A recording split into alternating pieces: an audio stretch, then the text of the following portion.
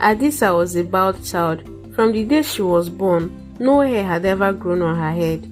Her parents tried every herb, every potion, every remedy that the village elders suggested. They rubbed her scalp with leaves, anointed it with oil, and even whispered ancient prayers over her head, but nothing worked. In the village, a woman's beauty was measured by her hair. Hairless heads meant ridicule, and so Adisa became the subject of cruel jokes. Children would chase her through the dusty streets, laughing and pointing at her. Every woman was cough when she walked by. A bald woman who would marry such a thing, they sneered. Yet in all the world, there was one person who always stayed by her side. Jaro had been Adisa's friend since they were small. He didn't laugh when the others did. He didn't point when the children mocked her. Instead, he would grab her hand, wipe her tears and whisper, "Beauty is more than what is on your head, Adisa. You are strong, you are kind, that is what matters." But Adisa did not listen. Her heart longed for hair. She wanted to be like other women. She wanted to be admired. She wanted to marry a noble man. She wanted a life where she was not laughed at, not whispered about. One evening, as the sun dipped behind the hills and painted the village sky with gold and red, a stranger arrived.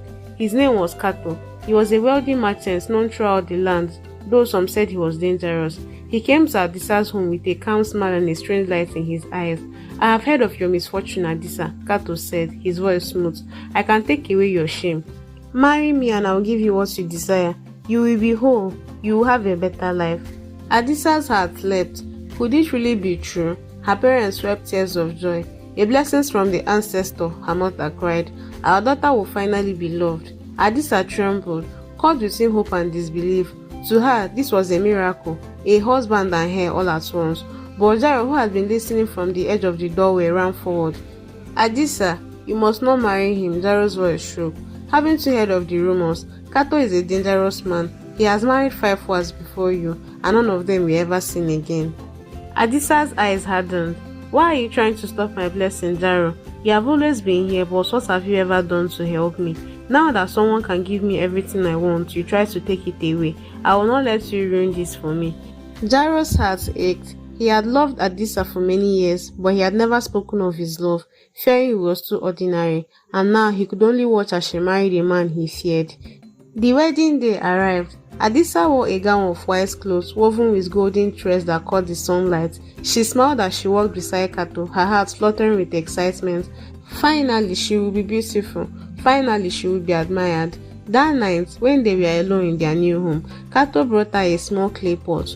"Drink this," he said, "and your desire will be fulfilled." Adisa's hand trembled. She lifted the pot and drank. At first, a strange warmth spread through her body, then a sharp tingling in her scalp. Her head burned, her eyes grew heavy, darkness swallowed her, and she fainted. When Adisa woke up the next morning, she noticed something strange. Tiny black strands had sprouted on her head. Over days and weeks, the hair grew longer and thicker, cascading down her back like a river of silk. For the first time, she felt beautiful. The villagers were amazed when she stepped outside. "Is that Adisa? She has hair now." Adisa walked proudly, savoring the admiration. Even Jaro watched from afar, amazed but unease filled his heart.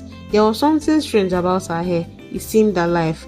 "Adisa," Jaro said quietly, "something isn't right. Look closely at your hair." Adisa waved him off. "Must you always worry? Can't you just be happy for me?" But soon she began to notice it herself. The hair moved. It twisted around her shoulders, curled around her fingers. At first it was subtle, a flicker, a brush. Then it grew stronger. The hair seemed to have a mind of its own. She tried to ignore it. She tried to braid it, tie it back, brush it, but the hair would not be tamed. It moved like snakes. And then the whispers began. "We are here, we are here." Adisa's eyes widened. She dropped her comb. She grabbed a pair of scissors and began to cut. But every strand she cut grew back twofold. Panic surged through her. "What is happening to me?" she cried. Kato returned home that evening and laughed a cold, triumphant sound. "What I gave you was no gift, Adisa," he said. "That hair, it's not yours. It belongs to spirits, dark and ancient. They are inside you, feeding on your desire. And through you, I will become richer than anyone in this village." Adisa tried to run, but Kato grabbed her wrist. It is too late. The hair, now fully alive, twisted and lunged at her. The whispers turned to scream. "We are hungry, feed us." Kato dragged band of villagers into the room. The hair lunged at them. curling around their bodies. Adisa screamed, tears streaming down her face, but she could do nothing. The spirit devoured them. Then the hair released gold coins and jewels onto the floor. Kato laughed and scooped them up, his eyes glittering with greed. Day after day, more villagers were brought. Day after day, the hair consumed them. Adisa grew pale and weak, her body thinned, her bright eyes dimmed. She had wished for beauty, for admiration, for a better life, but all she had ever gained was horror. Outside, the villagers wondered where Adisa had gone. Her parents thought she was enjoying her life with Kato, unaware of the darkness inside his house, but Jaro knew. He watched the compound, sneaking along the edges listening. One night, he saw villagers bound and dragged into the house under the cover of darkness. His blood ran cold. He had to ask. While Kato was away, Jaro crept into the home. The house was eerily quiet. When he entered the dim room, he froze. Adisa sat in the corner, skeletal and pale. Her hair writhed like living snakes, twisting around her arms, shoulders and legs. Her eyes were hollow but desperate. Jaro, help me, she whispered. He stepped forward, but the hair lashed at him, snapping like fangs. He stumbled back, heart pounding. I will get help, he shouted, retreating into the night. Jaro ran to the elders, telling them everything. At first they doubted him, but the fear in his voice was real. They gathered charms, herbs and sacred water. With chant and prayer they stormed Kato's compound. Inside they found the horror. The floor was sticky with blood. The air smelled of death. Adisa's head towered around her, black and written. The spirits inside screamed. The elders poured sacred water over her head. They chanted, burned herbs and tried to sever the spirit's hold. Slowly, the hair began to weaken. Slowly, it began to fall. For a moment, it seemed she might survive, but Kato returned sooner than expected. He was furious. The spirit, sensing his anger, grew stronger. The hair lashed and twisted, defying the elder's charm. Adisa screamed. The last of her strength left her. The hair, now fully possessed by the spirits and fueled by Kato's dark magic, coiled tightly around her, lifting her into the air. She could not move, she could not speak, she could only watch in terror as the hair dragged her into shadows where the spirits consumed her completely.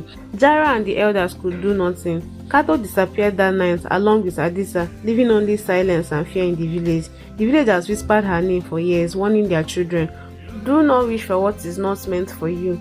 Do not let greed or desire blind your heart.